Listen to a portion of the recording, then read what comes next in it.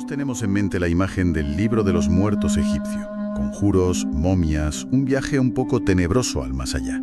Pero, ¿y si esa imagen estuviera, completamente equivocada? ¿Y si el nombre fuera una invención y su propósito no tuviera que ver con los muertos, sino con una transformación increíble para los vivos? Pues esa es la premisa tan provocadora que nos presenta la fuente que vamos a analizar hoy. Es un ensayo, se llama Lo iniciático en el Antiguo Egipto y básicamente le da una vuelta de 180 grados a la visión tradicional. Viene a decir que lo que llamamos libro de los muertos es en realidad un mapa para un viaje espiritual interior. Un mapa. Me encanta esa idea. Y para descifrarlo, vamos a usar un caso de estudio real, una auténtica joya, el papiro de Ani. Así que nuestra misión en este análisis va a ser seguir las pistas de ese mapa. Vamos a descifrar su lenguaje simbólico y ver si de verdad nos lleva a un lugar distinto al que siempre hemos imaginado. Y de paso, desmontar unas cuantas ideas muy arraigadas sobre el Antiguo Egipto. Muy bien, pues si es un mapa, lo primero es orientarse. Y el nombre, Libro de los Muertos, a mí me suena a todo menos a un viaje de transformación. Suena a punto y final, ¿no? ¿De dónde sale ese título? Es una pregunta excelente porque es que justo ahí empieza toda la confusión. Ese título es una invención del siglo XIX, de los primeros egiptólogos. Lo llamaron así, por la vidente, porque lo encontraban siempre dentro de las tumbas. Pero el nombre original, el que le daban los propios egipcios, era Ru-Nu-Peret-Emhru. Vale, eso suena impresionante, pero ¿qué significa? Pues la traducción más aceptada es Libro de la salida del alma a la luz del día. Y fíjate cómo esto lo cambia todo. ¡Ostras! No es un libro sobre entrar en la oscuridad de la muerte, sino sobre emerger a la luz. Es un título que habla de un amanecer, de un renacimiento, no de un final. Un momento. Salida a la luz del día. Es que es literalmente lo opuesto a lo que sugiere el libro de los muertos. Es increíble cómo una mala traducción puede condicionar 2 siglos de percepción popular. Pasa de ser algo, lúgubre, a algo lleno de esperanza. Exactamente. Y hay otra cosa importante. Tampoco es un libro como lo entendemos hoy. No es una obra única escrita por un autor.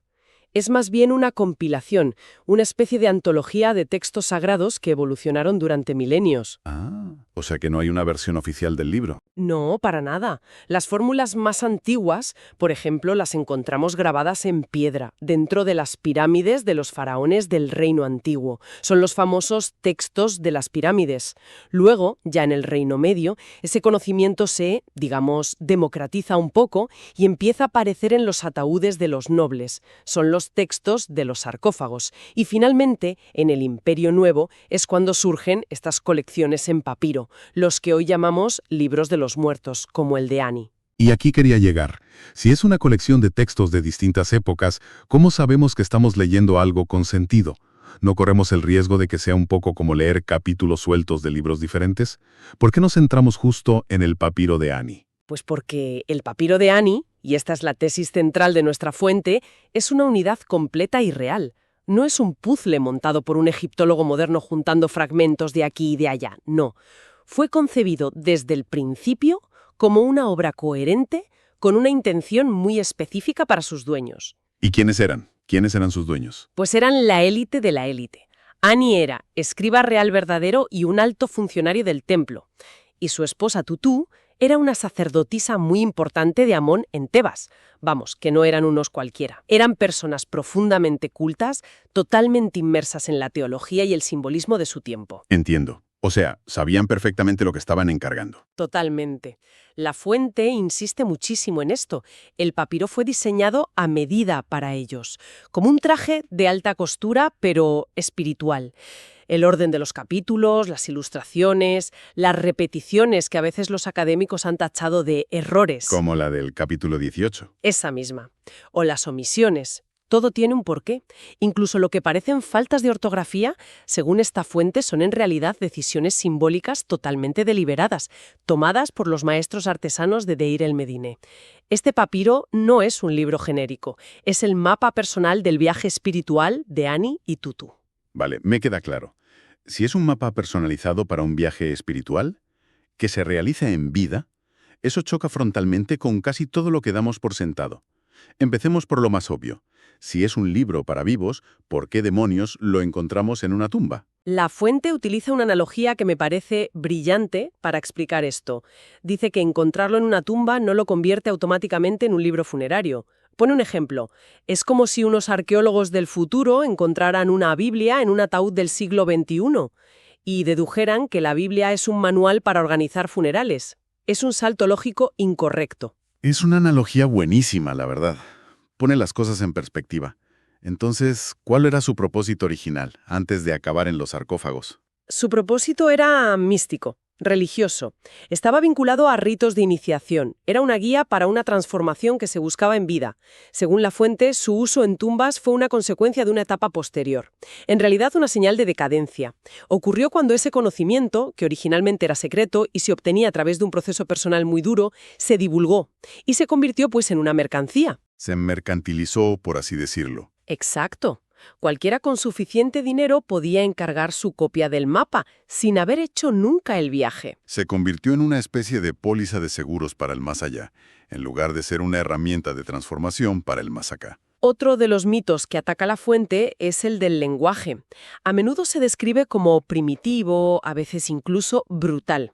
He leído sobre algo llamado el himno caníbal del faraón Unas, donde el texto dice que se come a los dioses. Suena absolutamente salvaje. Suena salvaje si lo leemos con la literalidad de un contable, que es precisamente lo que la fuente critica.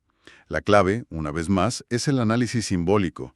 El jeroglífico que se traduce como comer, por ejemplo, también puede significar absorber, asimilar o integrar. Ah, la cosa cambia. Cambia por completo. De repente, Unas ya no es un caníbal. Es un místico que está describiendo un proceso de unificación cósmica. Absorbe la esencia divina de los dioses para volverse uno con el todo. Es un concepto de una profundidad metafísica abrumadora. Y supongo que esta misma lógica se puede aplicar a otros pasajes que nos suenan extraños, como cuando se habla de la sexualidad de los dioses. Por supuesto, cuando los textos dicen que los dioses coopunan, es muy poco probable que se refieran a un acto físico y carnal. La palabra egipcia se puede traducir también como el poder de unión o el poder generativo a un nivel cósmico. La fuente critica duramente esta tendencia, muy del siglo XIX, a aplicar una lectura cruda y literal a los textos egipcios. Una lectura que jamás se nos ocurriría aplicar, por ejemplo, al Cantar de los Cantares de la Biblia o a los poemas de los místicos sufíes. No, ahí todo el mundo entiende la metáfora. Tiene todo el sentido. Y si aplicamos esa misma lógica simbólica, me pregunto qué pasa con la idea del paraíso, los famosos campos de Yaru. La imagen que todos tenemos es muy material. Campos de trigo gigante, ríos y unas figuritas, los ushabtis, que hacen de sirvientes para que el difunto viva como un rey. Parece una jubilación de lujo en el campo, ¿no? También es una mala interpretación. Es una interpretación, digamos, incompleta. La fuente, al igual que muchas otras tradiciones místicas, distingue dos niveles de paraíso. Por un lado, sí, existe un paraíso intermedio, más accesible, que es básicamente una proyección idealizada de la vida en la Tierra, un lugar de descanso para el alma común. Pero hay algo más, ¿no es así? Sí, existe un paraíso superior, un estado místico que es la meta real del iniciado, la unión total con la divinidad, un estado de pura conciencia y luz. Y los campos de Yaru, con sus descripciones agrícolas, son el símbolo de este segundo nivel. No se trata de agricultura literal. ¿Te imaginas a un faraón, considerado un dios en la tierra, pasando la eternidad arando el campo? Sería un paraíso un poco pobre. Visto así, es un poco ridículo, la verdad. Entonces, ¿qué representan los ushabtis, esos supuestos sirvientes? No son sirvientes. Son representaciones de los poderes espirituales del propio iniciado, sus facultades internas ya dominadas. Son ellos los que cultivan el trigo y el vino divinos en ese plano superior. Es una metáfora potentísima sobre la creación espiritual, sobre cosechar los frutos del propio trabajo interior. No sobre tener esclavos para la eternidad. Es una idea mucho más profunda y activa. Cada vez entiendo más la idea del mapa. Tenemos un diseño personalizado, un lenguaje simbólico. Todo apunta a un proceso muy estructurado. Has mencionado varias veces la palabra iniciación. ¿Hay pruebas reales de estos ritos secretos en los textos o es una interpretación que hacemos ahora? No, no es especulación. El propio papiro de Ani nos da las pistas, y son bastante directas. Por ejemplo, en uno de los recitados el texto dice explícitamente: Osiris Ani, triunfante, no dirá lo que ha visto, ni repetirá lo que ha oído sobre los asuntos secretos. O en otro pasaje, afirma: los misterios han sido desvelados para mí, las cavernas secretas han sido abiertas para mí. Vaya, es bastante claro. Habla de secretos, de misterios. Directamente, no deja lugar a dudas. Está evidenciando que existía un conocimiento oculto que no debía ser divulgado a los no preparados. El viaje que describe el papiro es, por tanto, una transformación espiritual profunda, lo que muchas tradiciones llaman un segundo nacimiento. Un segundo nacimiento. ¿Y cómo simbolizaban un concepto tan abstracto? ¿Tenemos ejemplos de cómo era ese rito? Sí, la fuente describe uno muy potente: el rito de pasar a través de una pies de vaca. Esto se hacía en una capilla simbólica llamada Mesquet.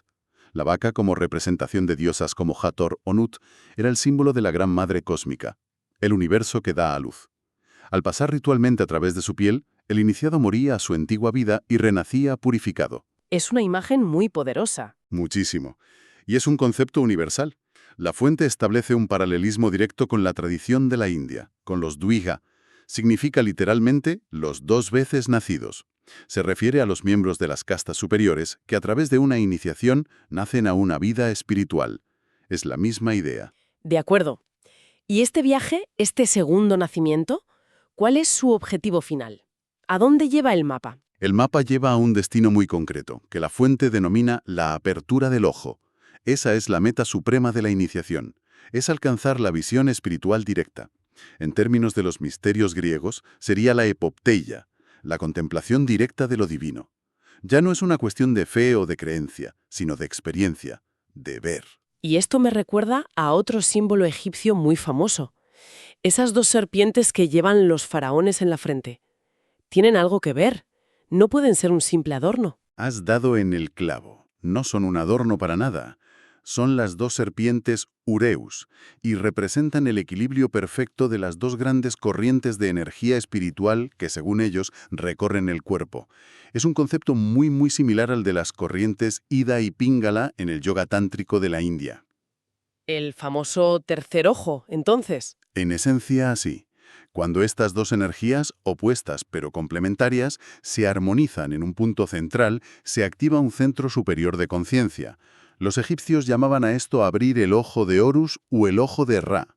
Este ojo otorga una conciencia continua que no se interrumpe ni con el sueño ni con la muerte, y la capacidad de percibir la realidad divina. Alcanzar este estado es, precisamente, convertirse en un Osiris. Entonces, cuando el texto dice que Ani se convierte en el Osiris Ani, no significa que se transforma literalmente en el dios mitológico del más allá. Es más bien un título, un estado del ser, como decir que alguien se ha convertido en un Buda o un Cristo. Exactamente, esa es la idea. Es un estado de conciencia iluminada. Y la fuente nos da una pista filológica fascinante. El jeroglífico del nombre de Osiris, Ausar, se compone de dos signos, un ojo sobre un trono o asiento.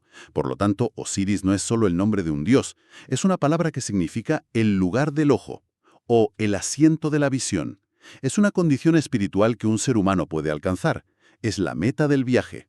Todo esto suena increíblemente elaborado. Estos ritos, el renacimiento, la apertura del ojo. No parece algo que pudiera hacerse en cualquier sitio, ¿no? ¿Tenían lugares específicos para estas transformaciones?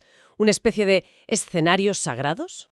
Y la fuente los identifica con un nombre muy concreto: Rastau.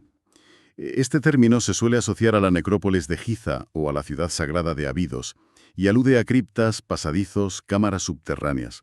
Rastau era el lugar de los misterios, el escenario del juicio del alma y del renacimiento espiritual.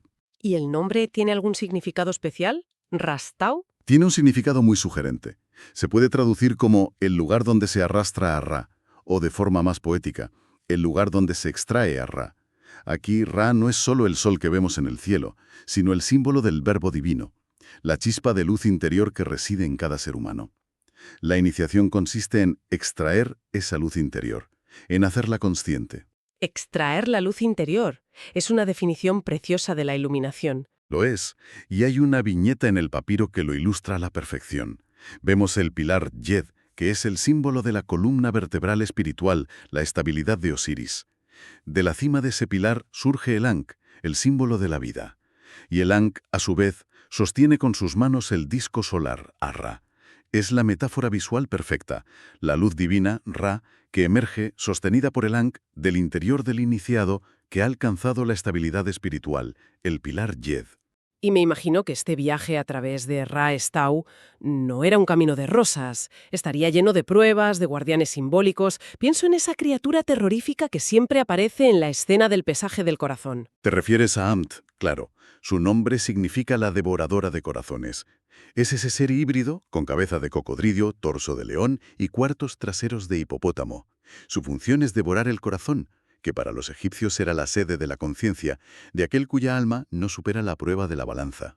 Es la imagen del fracaso absoluto. Es el fracaso, sí, pero simbólicamente representa algo muy concreto. La confusión, el no haber logrado la unificación de la conciencia. Su mordisco implica la disolución de la personalidad y el retorno al ciclo de la reencarnación, a un nuevo nacimiento en el mundo terrenal para volver a intentarlo. Parece un destino muy de todo o nada. ¿Existe un opuesto a esta criatura? ¿Un símbolo para cuando las cosas salen bien? Excelente pregunta, porque Erafonte revela algo que a menudo se pasa por alto y que es una de las claves de todo el papiro. Sí, existe su opuesto simbólico. Es la diosa Toeris, también llamada Opet, la gran protectora de los nacimientos. Y, déjame adivinar, ¿su apariencia no es casual? En absoluto. Aquí está el detalle crucial. Su cuerpo es la imagen especular, la inversa exacta de Amet. Tiene la parte delantera de un hipopótamo, el cuerpo de un león y la cola de un cocodrilo. Es un diseño simbólico deliberado.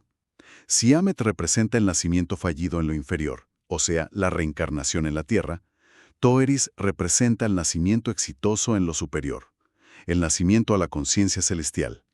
Su aparición al final del papiro de Ani no es una anécdota, es el sello de la victoria. Simboliza que Ani ha superado a la devoradora y ha nacido a la luz, protegido por la diosa del nacimiento divino. Es increíble. Al final de este recorrido, la imagen que emerge es completamente nueva. El mal llamado libro de los muertos, que deberíamos llamar libro de la salida a la luz del día, se revela no como un grimorio de hechizos para difuntos, sino como una guía simbólica sofisticadísima para una transformación espiritual que debía ocurrir en vida. Es un mapa, tal como decías al principio, un mapa para navegar la propia conciencia, para pasar de un estado ordinario, fragmentado y en cierto modo dormido, a un estado iluminado, continuo y despierto. Es la hoja de ruta para convertirse en un Osiris, en aquel que ha abierto el ojo y es capaz de percibir la realidad en su totalidad. No es un libro para los muertos, es un libro para los vivos que aspiran a una vida más elevada. La conclusión clave que nos ofrece la fuente es, en el fondo, una invitación a leer estos textos con la misma profundidad, el mismo respeto y la misma agudeza simbólica que concedemos a los textos sagrados de otras grandes religiones del mundo, a no quedarnos en la superficie del jeroglífico y descubrir la inmensa sabiduría que ocultan. Y pensando en todo esto, la fuente deja caer una idea que a mí me parece que resuena muchísimo con nuestra época. Sugiere que la decadencia de la civilización egipcia comenzó precisamente cuando este conocimiento iniciático y secreto se masificó, se banalizó y, como decíamos antes, se mercantilizó, cuando pasó de ser una transformación ganada con esfuerzo a ser un producto que se podía comprar. Lo cual me deja pensando en una reflexión final para todos. En nuestra era de información infinita, donde todo el conocimiento del mundo parece estar a un solo clic de distancia, ¿no habremos perdido la diferencia fundamental entre la mera información y la verdadera sabiduría transformadora? ¿Qué valor real tiene un conocimiento que no nos exige un viaje personal, un esfuerzo y una transformación interior para ser asimilado?